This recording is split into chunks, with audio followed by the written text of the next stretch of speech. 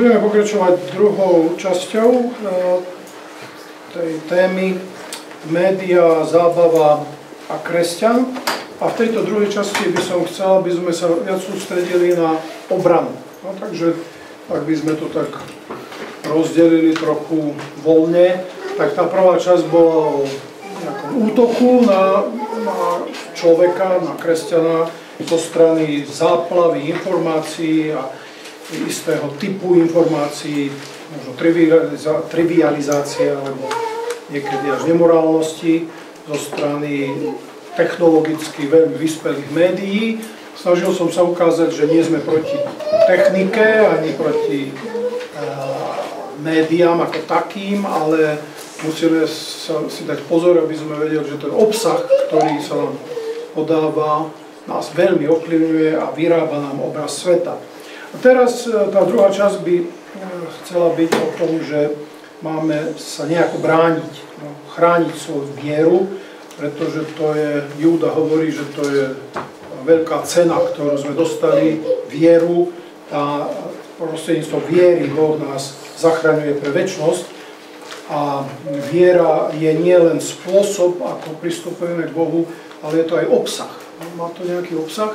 Ak ten obsah nahradíme niečím iným, čokoľvek to je, tak sme ohrození na večnom živote. Keď chceme hovoriť o obrane, ja by som rád v prvom rade povedal, že problém je dobre nevidieť v médiách, ale v sebe. To je možno trošku závažný obrad v tej argumentácii. Totiž médiá, ak ich tak neosobne nazveme, alebo lepšie by bolo hovoriť o ľuďoch, ktorí používajú médiá, lebo médiá je niečo neosobné a médiá môžu používať aj ľudia, ktorí nám chcú pomôcť. Ak sledujete kresťanské vysielanie alebo čo, tak tí ľudia určite nepoužívajú médium, aby vás manipulovali alebo chcú vás osloviť pre večnosť. Ale ľudia, ktorí používajú médiá v otázke správy alebo reklamy a tak ďalej, tak oni vedia, že ich priateľ je v nás. No, teda tie naše nižšie pudy, tie my ľahko sa im poddávame. Teda nižším pudom, takým tým bežným veciam, ako je lenivosť, jedenie, všelijaké návykové látky, príjemné veci, luxus a tak ďalej. To všetko niekde v nás je to náš, ak chcete nazvať to, dedičný hriech. A my máme tohto nepriateľa v sebe. Že tváriť sa, že my kresťania, my sme ten spravodlivý národ a tam tí zlí v médiách na nás idú, je falošné. A najväčší nepriateľ, a to som nie prvý, čo to hovorí, tvoj najväčší nepriateľ je v tebe. Nepriateľ tvojho večného života si sám ty. Hej? A potrebuješ vedieť, že ak si znovu narodený kresťan, tak si čosi ako, máš dve prírodzenosti. Si jeden človek, nie si žiadny schizofrenik, ale máš dve prírodzenosti a ak budeš podporovať tú starú prírodzenosť pomocou médií a všelijakých iných vecí, nie sú tu len médiá, ale dnes naša téma sú médiá. A tieto médiá veľmi, veľmi silne apelujú na tieto nižšie naše pudy, ktoré sú spojené s hriechom. Nie sú vždy hriech. No, teraz sme jedli a predpokladám, že nikto si nemyslí, že sme hrešili, no to sme jedli. Otázka je vzťahu k jedeniu. Keď treba milovať Boha, alebo sa modliť, alebo niekomu pomôcť a ja namiesto toho si poviem, ja musím jesť, tak problém nie je jedenie, problém je úroveň hodnoty, ktorú potom tomu jedeniu dám. Alebo aj najväčší pôžitok mám z toho, že môžem jesť, ale čokoľvek iné. Teraz som spomenul jedenie. Ale ktorékoľvek z týchto pudov môžu. Takže problém je v nás a médiá len dobre vedia, že to v nás je. No, takže je to ten, ako som nazval, najnižší spoločný menovateľ pre všetkých ľudí a preto sa veľmi dobre tieto pudy alebo chute alebo prirodzené sklony, ako to už nazvete, využívajú na predávanie, kupovanie na reklamu. Prvú vec, ktorú by som rád spomenul, teda ktorú treba ovládať, alebo pokúsiť sa ovládať v mene Božom, je zvedavosť. Zvedavosť je určite nie sám o sebe hriech. Keby človek nebol zvedavý, tak sa nenaučí. Neviem, či je niečo krajšie ako zvedavé deti. Keď máte mladíčke deti, sú zvedavé a neustále sa pýtajú prečo a čo a ako. Niekedy vám to môže ísť za chvíľu na nervy, že teda neviete na to odpovedať, kto stvoril Pána Boha, alebo takéto veci, furt sa pýtajú. Ale vieme, že ak sa nebudú pýtať, tak to nie je ľudské. Teda nebyť zvedavý je nezdravé, ani si nemyslím, že máme byť proti zvedavosti, ako niečo, vlastne to Boží dar, že chceme vedieť. No len táto zvedavosť je niečo, čo veľmi ľahko prejde do zvedavosti tam, kde sa to stáva buď všetečnosťou, alebo doslovne, že nazerám do veci, do ktorých ma nič nie je. No. Okrem toho, zvedavosť veľmi ľahko zistíme, že je nenásytná. Kniha Kazateľ, 1. kapitola 8. verš, hovorí, že oko sa neuspokojí pozeraním a ucho sa neuspokojí počúvaním. Teda koľkokoľvek budete pozerať, možno, že sa vyspíte a znovu budete pozerať. Ešte som nevidel človeka, ktorý by povedal, už som videl dosť, už nechcem nič vidieť. To je možno nejaký depresívny človek, ktorý sa sklamal v živote a nie, že nechce nič vidieť, ale má iné problémy. Jednoducho, oči sú stále zvedavé a nikdy sa nenasítia a takisto uši. No len prvý problém, ktorý sme ako ľudia mali, bol v Édene, v záhrade Éden, kde naša pramatka bola zvedavá na niečo, čo Boh povedal, že to nepotrebuje. Teda nie len ona, jej manžel a vôbec nikto, ale bola tam túžba a zvedavosť. Takže zvedavosť, ak sa nenasmeruje a neovláda, tak je spolupracovníkom tých najnižších nejakých apelov z médií. Takže možno, že viete, že to nebude dobre, no ale ste zvedaví. Suseda to bude vidieť, alebo kamarát to bude vidieť a ja teraz čo poviem? No ja to neviem. Prečo? No tak budem sa hanbiť, že som taký neinformovaný. Všetci o tom hovoria, ja neviem. No ja, keď som bol chlapec, tak často kamaráti sa rozprávali o filmoch, ja som ich nevidel. No, tak som vypadol z rozhovoru. No, nebola to žiadna tragédia, tu som. Ale ak chcete byť súčasťou partie, a čo je veľmi vážna túžba pre človeka, mať nejaké spoločenstvo niekde, tak potrebujete vedieť sa porozprávať. No a keď neviete nič povedať k tomu, čo sa rozpráva, tak ste out, ste mimo. A teraz kresťan vlastne musí si povedať, dobre, tak som zvedavý, som zvedavá, je to niečo, čo mám vedieť, čo mi poslúži, čo dobre využijem čas, alebo buď sú to hlúposti a triviality, proste nepotrebné, a ja mám niečo dôležitejšie, alebo doslovne to musím obetovať s tým, že ako kresťan nemôžem byť vždy všade príjemný v nejakom spoločenstve. To ide s krížom. Ježiš povedal, vezmi svoj kríž, a ten kríž aj znamená, Ježiš ho vyhodili zo synagógy, nás nemusia vyhodiť z nikade, zo zamestnania, ako kedy to bolo za spravodlivého socializmu v úvodzovkách, ale aj dnes sa vám môže stať, že kvôli vašej viere sa niekam nedostanete, ale niečo.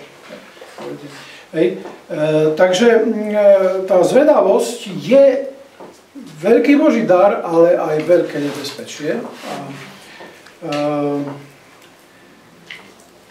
Taký príbeh, možno, že ho poznáte, predpokladám, že ho poznáte, ale ja to spomeniem, lebo na tú zvedavosť treba byť veľmi kritický. Ja o tom budem aj hovoriť o kritickom myslení. Sám na seba, keďže ja som sám sebe nepriateľom a moja zvedavosť ma ohrozuje, lebo sa môžem dozvedieť niečo, čo mi poškodí, tak na internete som to našiel, je to tam dané ako, že to Quakery učili svoje deti. Ale sám autor tohto blogu, alebo čo to je, proste internetová stránka, ako vidíte, médium, zase používam internet, ale toto je skontrolovateľné aj z inakade. Hovorí, že aj iné zdroje pozná. No a tuto je to napísané tak, hej, príde chlapček za mamičkou a hovorí, vieš čo, som počul o, teraz tam má, to je Američan Tom Jonesovi, no, tak vy si poviete, Ďurkovi susedov. A on hovorí, počkaj, kým mi to povieš, preosej to tromi sitami. Už to poznáte, tak? Prvá otázka bola, tak mi povedz, je to pravdivé? Čo mi chceš povedať? Ja neviem, ale kto vie, neviem. Dobre, tak druhá otázka. Je to láskavé k nemu? Alebo, no určite nie. Hej. A tretia vec, ja to potrebujem vedieť? Myslím, že nie. Tak mi to neviem. Toto sa hovorí v rôznych tých alternatívach či modifikáciách.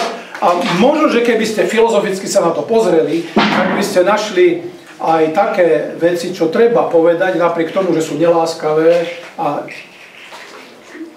nepotrebné. Niekedy potrebujete povedať veci, ktoré sú aj nepravdivé, nie preto, že chcete nemohávať.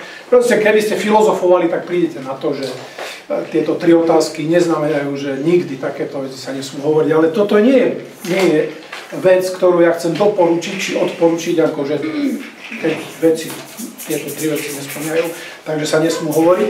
Ja tým chcem poukázať na to, že táto matka, alebo už ktokoľvek toto použije, vie obmedziť svoju zvedavosť. Lebo väčšinou, keď k vám nepovie, a vieš to, že toto, hej, tak väčšinou mi uši, hej, ako slon, hej, a teraz, a čo? No, a už beží rozhovor, hej. No ale absolútne nám nenapadne, že či to potrebujem, či je to pravda, alebo niečo.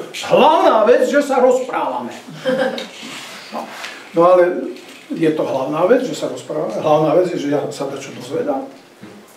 Takže tento starý príbeh či anekdota ukazuje na to, že pri výbere informácií je veľmi dôležité, aby sme vedeli obmedziť svoju zvedavosť. Hej. Naša zvedavosť môže viesť k tomu, že to, čo príslovie hovorí 26:17, ktokoľvek sa stará do cudzích záležitostí alebo hádok, je ako ten, kto chytá psa, ktorý beží okolo za uši. Tak asi, keď ho chytíte za uši, môže vás pohrísť. A Peter, apoštol Peter v liste hovorí, že nemáme nikto z nás trpieť ako vrah, zlodej, zločinec alebo všetečník. Toto sa mi strašne ráta, že všetečník je medzi takými postojmi alebo takými činmi, ako je vrah. To si môžete nájsť 1. Petra 4:15. Nech nikto z vás netrpí ako vrah, zlodej, ten, kto robí zlo, zločinec, alebo všetečník. Takže všetečnosť znamená, že sa staráme do vecí, že sme zvedaví na veci, že sa vypytujeme na veci, alebo riešime veci, ktoré ani riešiť nemôžeme, ani do nich nič nie je. Robíme to len niečo ako náhradný problém. A tu sa môže skrývať niečo, čo je veľmi vážne v živote kresťana a každého človeka, že tým, že riešime cudzie problémy, sa vyhýbame vlastným problémom. Toto sa nám veľmi ľahko môže stať. Máme problém nejaký veľmi vážny so svojou povahou, so vzťahom k niekomu, možno so svojimi deťmi, alebo s partnerom, alebo s Bohom, proste máme nečisté svedomie, niečo nie je vyriešené, no ale niečím sa chceme zaoberať. No a čo je príjemnejšie, ako zistiť, že niekto má väčší problém ako ja? Neviem, či Angličania a Američania sú takí dobrí ľudia, že nevedia, čo je to škodoradosť, ale používajú nemecké slovo, lebo v angličtine Schadenfreude, škodoradosť neexistuje ako slovo. Takže ak sa naučíte po anglicky a chcete povedať škodoradosť, tak budete používať nemecké slovo. Tak neviem prečo, samozrejme možno, že sa len vyhli niečomu. Lepší. Prosím? Že sú lepší. No veď práve, no ale nemajú ani slovo kindergarten, takže či to je o lepšom, to nechám na inú úvahu, toto nie je dôležité. No len dosť na tom, že škodoradosť je jedna hnusná vlastnosť, ktorá je veľmi hlboko zakorenená v našom bytí ako hriešnikov, pretože nás stavia do nejakého lepšieho svetla v našich vlastných očiach. A vedieť o tom, že niekto má problém, je príjemné, lebo aj my máme problém a máme veľké problémy, ale keď niekto má väčšie, tak sme na tom my lepší. Takže nemusíte zistiť, že niekto je iný, alebo čo, len stačí, že je horší. Takže to je ako s tým, že niekto chce, aby mal krajší dom, niekto, aby mal krajšie auto, ale niekto nechce, aby mal lepšiu kozu, ale aby susedovi zdochla. Rozumiete, že takéto postoje existujú, to je tiež akože vtip, ale žiaľ, že existuje a týka sa často otázky zvedavosti. Takže kresťan, ak sa chceš brániť médiám, nenadávaj na médiá, rozmýšľaj o tom, že ako sú zlí tí ľudia, čo sú za nimi a čo všetko zlé robia, pýtaj sa, prečo ťa to zaujíma. Takže nie je veľmi ťažké to vypnúť. No ak pracujete v kancelárii, kde niekto stále púšťa rádio, no tak trpíte. No, dajte si slúchadlá. Počúvajte, ja to som žartoval. Neviem, či sa to dá. Niekedy je naozaj veľký problém, keď ste v nejakom zariadení, kde verejne sa niečo proste neustále púšťa. Ja mám pocit, že v supermarketoch je audiosmog, že tam furt hrajú.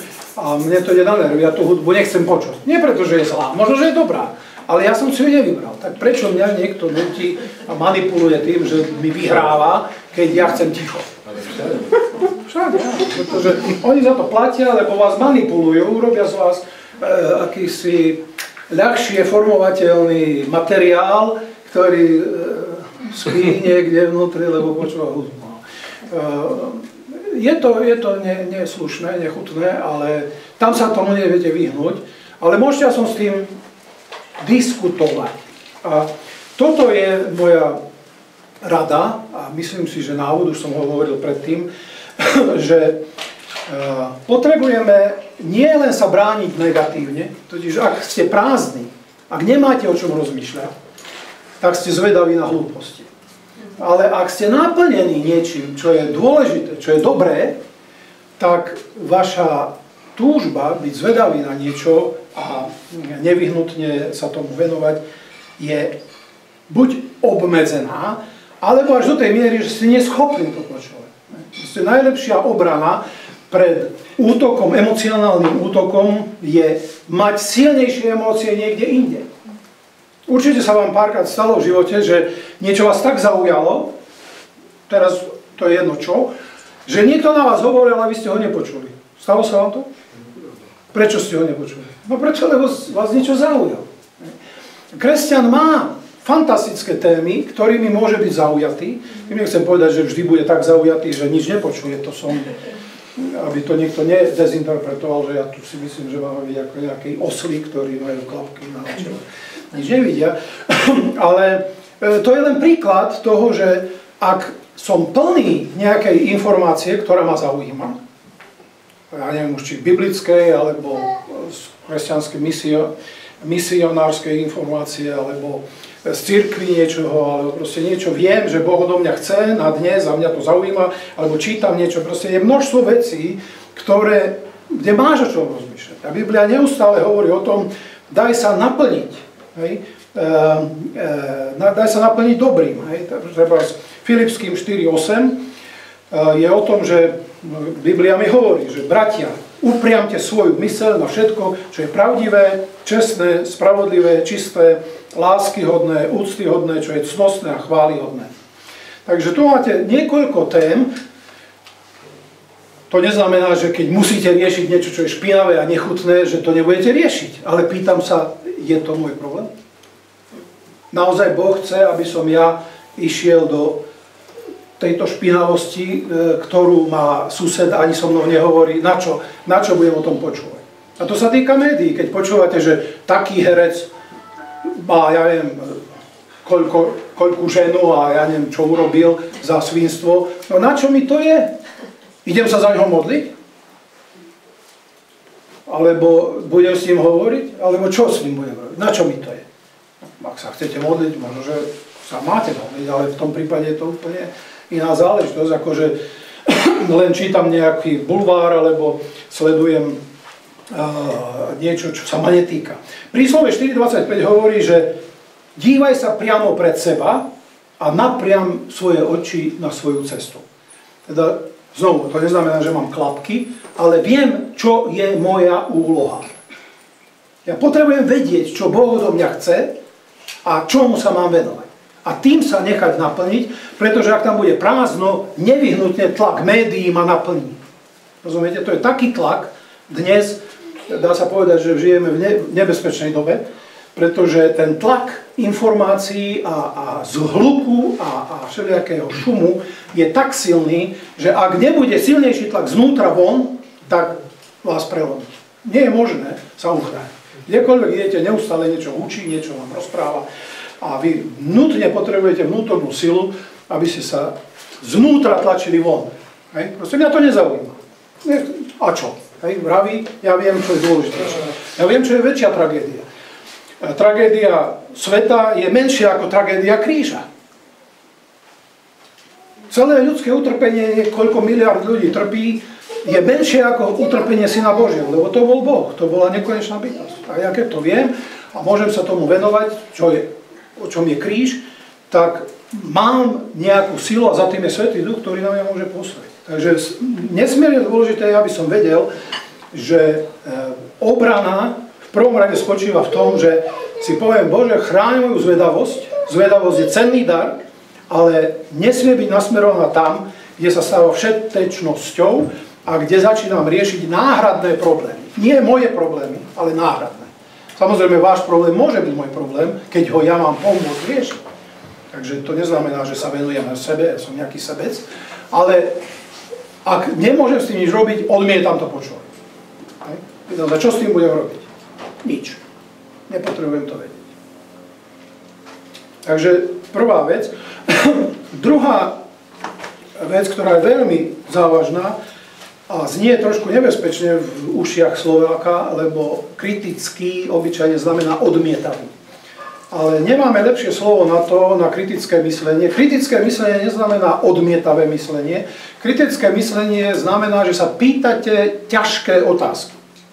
Že sa pýtate otázky, ktoré sa vám nechce pýtať, pretože sú náročné. Ale kritické myslenie znamená, že sa pýtate ich preto, aby ste vedeli, čo si o veci máte myslieť. Hej. Ja neviem, či sledujete reklamy, mňa to vyrušuje, že idem autom a pozerám a už čítam niečo. Hej. Potom si poviem, čo to čítam? Hej. Koľkokrát tam máte nápis, že vy si to zaslúžite. Počuli ste to už tu? Vy si toto zaslúžite. No, ak s tým nediskutujem, mne sa to dostáva do podvedomia. Ja si musím odpovedať ako kresťan, ja si zaslúžim jedine večnú smrť. To je to, čo si zaslúžim. A to, že mi tam niekto bulíka, že ty si zaslúžiš neviem, aký je auto, alebo dar, alebo čo, to je nezmysel.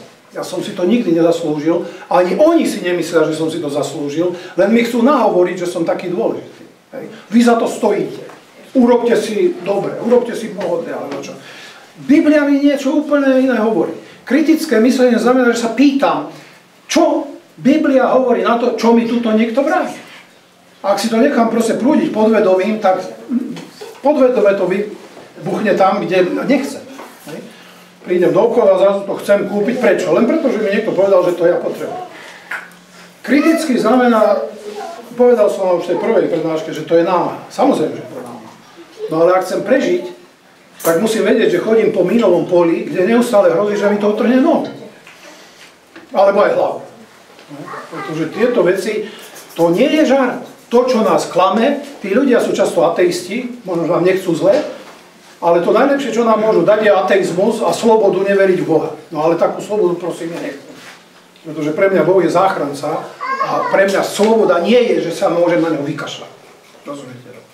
To znamená, ak mi niekto zvestuje takúto slobodu a hovorí, aký som ja úžasný, lebo ja si môžem myslieť, čo chcem, ja môžem robiť, čo chcem, ja si môžem kúpiť, čo chcem, ja si môžem dovoliť, čo chcem, tak pre mňa toto je lož. Pre mňa toto je ohrozenie na živote z môjho vlastného vnútra. Pretože je pravda, že som taký, že som zlý, ale preto som znovu narodený, aby som vedel, že vo mne je aj iná prirodzenosť a ja musím kriticky s týmto diskutovať. Na jednej, znovu, médium, internet, ponúka takéto otázky. Že pýtajte sa, aký je cieľ toho, čo počúvam, alebo vidím, alebo sledujem. Kto je autor, alebo čo ten autor sa snaží dosiahnuť.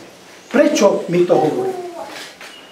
Ak si uvedomíte, že reklama vás oslovuje preto, aby vám vytiahla peniaze z vrecka, tak prestanete byť až taký úžasnutý, aký ste fantastický, lebo viete, že niekto vás manipuluje, aby vytiahol vaše peniaze. A už to prestáva byť až také sladké. Aké problémy sú za tým skryté? Oni vám nepovedia, že keď si to kúpite, tak že to, možno sa to pokazí, alebo ja neviem, do akej triedy vás to zaradí, alebo kto vás bude sledovať potom, lebo už to máte. Proste nikdy neviete to, keď zvlášť drahé veci kúpite, že kam sa s tým dostanete. A jedna veľmi dôležitá otázka je, čo sa vynechalo. Čo sa vynechalo? Väčšinou najväčší problém je v tom, a to som už spomínal aj v prvej prednáške, že to, čo počúvame od ľudí z médií a tak ďalej, nehovorí o tom, čo je najdôležitejšie. Boží postoj je jednoducho mimo. No ale ak ste kresťania, tak predpokladám, že najdôležitejšia vec, ktorú môžete vedieť, je, čo si myslí nebeský Otec. Súhlasíte? Ja si myslím, že dôležitejšia otázka pre kresťana neexistuje v žiadnej veci, ako čo si o tom myslí Boh. A akú radu mi na to dáva, aby som sa k tomu ako správal. To je ťažké a žiaľ, že často ani v kresťanských rozhovoroch toto nezistíte. To je smutné. Ja musím povedať, že som veľmi veľa zažil kresťanských tzv. Rozhovorov, kde absolútne nikomu nenapadlo sa spýtať, a čo asi o tom hovorí Boh? Pred týždňom v nedeľu teda som mal nejakú kázeň o imigrácii. Ja som o tom nechcel hovoriť a nemám pocit, že politické kázne nám pomôžu. Ale zistil som, ako si, nechcem to prehnať, ale nemilo ma prekvapilo, že kresťania podľahajú dvom extrémom. Jeden je panika a druhý je idealizácia. Jedni si myslia, to sú naši bratia, poďme ich objať. A iní zase vidia paniku, že už sme po smrti. No tak počkajte, ani jedno, ani druhé asi nie je celkom fakt. A treba sa pýtať, že čo nám Boh chce povedať tým, že sa tu valí kopa ľudí, ktorí majú iný názor a kresťanstvo, ak bude formálne, tak to nezvládne. Pretože toto sa stalo už v Severnej Afrike. Okolo roku 600, 700 a tak ďalej. Takže ja sa nechcem k tomu vrátiť, len dôležité je, že ak nediskutujeme s tým, čo prichádza a nepýtame sa, čo si Boh myslí, tak nevieme kriticky myslieť. Kritické myslenie znamená, že porovnávame viac zdrojov. Ja som v prvej prednáške hovoril, že nie sme schopní žiť bez médií. Jednoducho tváriť sa, že ja nepotrebujem médium nejaké, je nezmysel. Svet sa nám sprostredkúva médiami. A v modernej dobe sú to aj tieto mass média, takzvané. Jednoducho, ak niekto chce byť mních alebo niekde pustovník, možno, že sa to dá, no ale potom asi nebude zaradený poriadne do spoločnosti. Ako tam Pán Boh vedie, ja nehovorím, že to nie je možné. Ale chcem povedať, že ak chceme normálne fungovať, potrebujeme vedieť, čo štát od nás chce, čo chce od nás kde kto. A to prichádza často cez internet, cez televíziu alebo čo. Nebuďme absurdní, ale ak chceme pravdu, tak musíme porovnávať. Čo na tú istú tému hovorí jedno médium a iné médium, alebo iný človek cez to isté médium. A keď to porovnáte kriticky a zistíte, že dvaja ľudia, ktorí majú opačný názor, svetonázor, sa zhodujú, tak ste bližšie k pravde. Rozumieme tomu? Ak jeden chce jedno a druhý chce opak a obidvaja hovoria to isté, pravdepodobne fakt nepustí. Takže keď to porovnáme, samozrejme je to práca. No ale som povedal, že zápas s médiami je namáhavý. Jednoducho musíme si uvedomiť, niečo na nás útočí, občas je to veľmi dobré, občas je to veľmi zlé, alebo väčšinou je to veľmi zlé alebo nebezpečné a musíme diskutovať. Musíme sa pýtať na svetonázor tých ľudí, ktorí to hovoria. Pretože ak majú svetonázor, že najvyššia hodnota je ľudská sloboda, žiť bez Boha a hrešiť, no tak asi mi nepovedia všetko, čo by som potreboval počuť.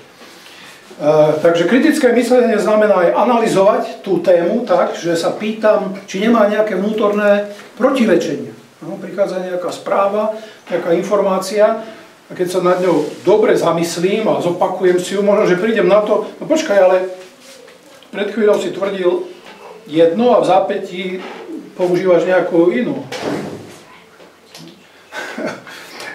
Občas knihy, keď čítate, tak zistíte, že autor na prvých stranách povie, že pravdepodobne platí taká vec. Hej, teraz si vymyslíte, čo?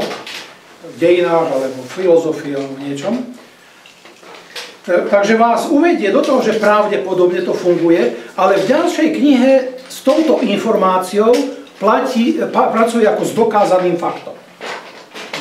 Takže on si vás kúpi s tým, že no pravdepodobne, no tak a čo, hej? Pripustíte, že to môže byť pravdepodobné, potom zabudnete, že to bolo len pravdepodobné, ale ďalej to už nie je pravdepodobné, ďalej je to už ako pravda, na ktorej sa to celé postaví. Ak ste nekritickí, že to proste čítate, akože sa necháte opiť sladkým rožkom, ako sa hovorí, tak si to nevrátite sa späť, že odkiaľ on vzal to tvrdenie a ako ho uviedol. Takže to je ďalšia vážna otázka pre kritické myslenie a to sa týka médií. Aké majú dôkazy? Čo chcú dosiahnuť, to som už hovoril. A či si sami neprotirečia. Či najskôr nepovedia možno a v zápätí je to isté.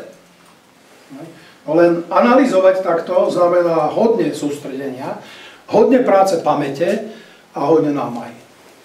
Nedá sa nič robiť. Keď to vypiete, máte pokoj, len potom zase neviete, kde žijete. Takže určite to nie je ľahké. Uzavriem to ďalšou radou, či výzvou. Príslovie 4.23 hovorí, zo všetkého, čo treba strážiť, alebo nadovšetko stráž, tam sa to dá rôzne preložiť, svoje srdce, pretože z neho pramení život.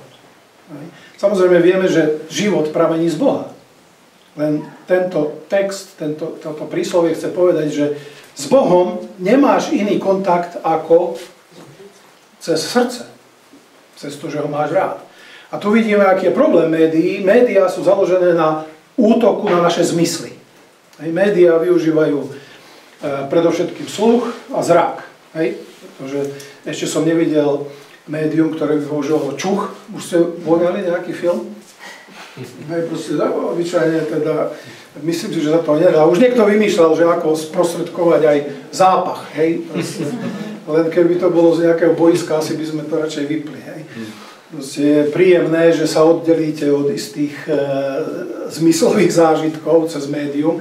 Tam aj vidíte isté obmedzenie médií a akýsi, no, nechcem zrovna povedať, že je to lož, ale je to v istom zmysle zavádzanie, lebo máte pocit, že ste účastní povedzme nejakej vojny, no ale ani nie ste ohrození, ani necítite zápach, ktorý tam je a môžete to kedykoľvek vypnúť. Takže tie médiá z nás robia akýchsi bohov, ktorí sa na to pozerajú a kedykoľvek to môžu vypnúť, to je veľmi vážne. Dosť na tom, že médiá používajú predovšetkým zrak a sluch, nemýlim sa? Mám pocit, že zrak a sluch. A Boh je neviditeľný. A ak sme príliš zaujatí tým, čo vidíme, alebo ovplyvnení. Neviem, či aj vy, ale ja sa musím priznať, že keď vidím nejaký film večer a idem spať, tak sa mi to pred očami premieta. Je tu niekto, kto to nikdy nezažil? Také dopremietávanie toho, čo sa dialo na obrazovke. Tak sme asi v jednom koši, ako sa hovorí. Mne to takto funguje, no ale toto, že to tak funguje, znamená, že ja ten príbeh doprežívávam. A niekto napísal takú knihu, že život ako film, Life the Movie. A on ukazuje, že psychológovia vravia, že ľudia podvedome žijú príbehy, ktoré vidia vo filmoch. Ak si obľúbite nejakého hrdinu, alebo vidíte jeho hodnoty, alebo jeho ciele, alebo jej ciele, niekde sa to môže do vás tak dostať, že vlastne žijete ako keby ten film vo svojom živote, samozrejme to váš život, inde a tak ďalej, ale niekde vnútri ste nabrali tú hodnotu a žijete ten príbeh. Takže to je veľmi vážna vec, že cez zmysly sa do nás dostávajú hodnoty a normy, a pretože sme to videli. No ale Boha nikto nikdy nevidel a Boh chce, aby sme v Neho lepšie verili a viac verili ako v existenciu sveta, v existenciu samých seba, v existenciu alebo normy akékoľvek na svete, pretože Boh je pevnejšia realita ako všetko, čo môžeme vidieť, ako celý veľký vesmír, nech je akýkoľvek veľký, ako dnes fyzici nám hovoria, Boh je väčší, ale nie priestorovo, ale dôležitejší. A v Neho máme veriť. No prosím vás, ale ako, keď sme plní toho, čo vidíme, počujeme a prežívame cez médiá. A preto písmo hovorí o tom, že nie len o tom, že Boha máme chváliť, ale že aj pred Bohom máme mlčať. Pretože ak to chceme zažiť, tak potrebujeme iné sprostredkovanie, ako je len to, čo vidíme a počujeme, aj keď viera je z počutia. Ale to slovo, ktoré sme počuli, sa musí dostať do nášho srdca a tá viera musí stáť na tom, čo nevidíme. A to bez akýchkoľvek obmedzení môžeme povedať, že je zázrak. Ak niekto verí, ak ty veríš, ak ja verím v neviditeľného Boha, napriek tomu, že vidím realitu, aká je, so všetkými trápeniami a vecami, tak toto je zázrak. Veriť v živého Boha a v jeho syna a v to, že zomrel na kríži, je zázrak a je to dielo Ducha Svätého. To nedokáže hoci kto, že poviete a uver, hej, a on si povie, tak idem veriť. On môže veriť nejakému katechizmu alebo ona, ale nie je to viera živá, ktorá naozaj dokáže sa postaviť proti lži, ktoré sú okolo nás, či už z ľudí, ktorých máte ako susedov, alebo z médií, alebo z niekade. Takže chráň si svoje srdce, pretože ak srdcom dokážeš nahliadnúť, že neviditeľný Boh je dôležitejší ako všetko, čo počuješ, vidíš alebo niekde zažiješ, tak si dostal Boží zázrak. A toto treba strážiť, pretože dá sa to zahodiť. Spása sa nedá len tak stratiť, ako proste tam je niekedy diskusia, ak viete, arminianizmus a kalvinizmus, či sa to dá stratiť. Ja si myslím, že sa to nedá stratiť. Ale ak to chcete zahodiť, určite to môžete zahodiť. A preto tu hovorí, strážte srdce, od neho stadiaľ pochádza život, odtiaľ pochádza hĺbšie vedomie neviditeľného Boha a reality, ako viditeľnej reality. Boh, tu ho nevidíme. Nevidíme ani Ducha Svätého, duchovné bytosti, ale tie sú večné. A my, prepáčte, stačí počkať pár desiatok rokov a aj najmladší z vás budú mimo. Súhlasíte? Kto je tu spred 100 rokov? V tomto priestore, samozrejme, tento dom tu nebol, ale v tomto priestore žili nejakí iní ľudia a to nie sú. A tiež mali pocit, že my sme tu navždy. My si to nemyslíme, ale tak žijeme, ako keby sme to boli navždy. Takže musíme dať na to pozor, aby sme si strážili srdce, sústredili sa na to, čo nám Boh hovorí a to stráženie srdca znamená, že si aj dáme pozor na to, aby sme boli intelektuálne pokorní. Aby sme si nenamýšľali, že všetko dokážeme zhodnotiť, pretože keď vám hovorím, že to máme kriticky hodnotiť, tak samozrejme znie to, ako keby sme si chceli namyslieť, že Ak mi fyzik hovorí o elementárnych časticiach, tak ja viem zhodnotiť, či hovorí pravdu. Ak mi biológ hovorí o nejakých organizmoch, tak ja viem kriticky zhodnotiť, či má pravdu. A teraz môžete hovoriť o chemikoch a historikoch a tak ďalej. Viem? No tak, nemá pán ochráň, aby som bol tak bláznivo domýšľavý. Nedokážem to, ale s pokorou môžem povedať, neviem to zhodnotiť, ale pokiaľ to neprospieva mojej viere, dávam to na bok a pýtam sa, nemusím sa rozhodnúť. Ja môžem povedať jedno a v tom je pokora. Neviem, či je to pravda, ale neprospieva to mojej viere, dávam to na ad acta, rozumiete, že neriešim to. Neviem, znie to nepravdivo, určite mi to neprospieva mojej viere, nemusím sa k tomu vyjadriť a niekedy študentom hovorím, že teológ musí poznať 3 odpovede. Áno, nie a neviem. A väčšina vecí, ktoré v živote prichádzajú, táto tretia možnosť existuje. Neviem. Je to intelektuálna pokora a stráži nám srdce na to, aby sme neboli namyslení, že my všetko vieme hodnotiť, my všetkému vieme vyjadriť, ale zároveň dávali pozor, aby Boh bol pre nás najdôležitejší. 3 vecami by som to teda chcel uzavrieť. Svet, ktorý poznáme, je sprostredkovaný médiami, nevyhnutne.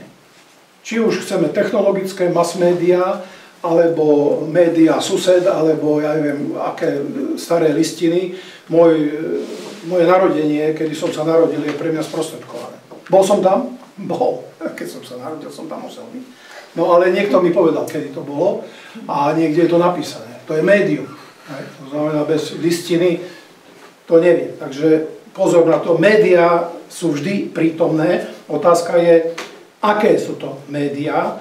Otázka je, kto a prečo mi to sprostredkúva a potrebujem kriticky to analyzovať a vždy sa vedieť spýtať, prečo to tam je, kto to povedal a veľmi dôležitá otázka, či to potrebujem.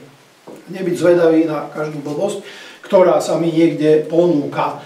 Aj keď niekedy je veľmi ťažko svoju zvedavosť ovládať. To sa musím priznať, že to je jedna z najťažších vecí. Nepotrebuješ to vedieť. Čo? Ja mám právo na informácie. A tretia vec, chráň svoj duchovný život tým, že sa otvoríš neviditeľnému svetu. Ak si vyprázdnený a nevieš, čo je viera, nevieš, čo je láska, nevieš, kto je Boh, niečo to zaplní. Tam, kde je prázdno, to je fyzikálny zákon, tak nie je úplne podľa stredoveku. V stredoveku verili, že príroda má strach z prázdnoty, nakoniec vytvorili vákuum, takže zistili, že toto celkom neplatí. Ale určite platí to, že tam, kde je prázdno, tam sa veľmi rýchlo niečo tlačí. Takže nebuďme prázdni, naplňme sa slovom Božím, vierou, Duchom Svätým a keď nás on naplní, tak ten tlak zvnútra bude väčší a budeme menej ohrození. Nevravím, že nebudeme mať žiadny problém, ale budeme menej ohrození. Ďakujem vám za pozornosť a ja by som tu skončil.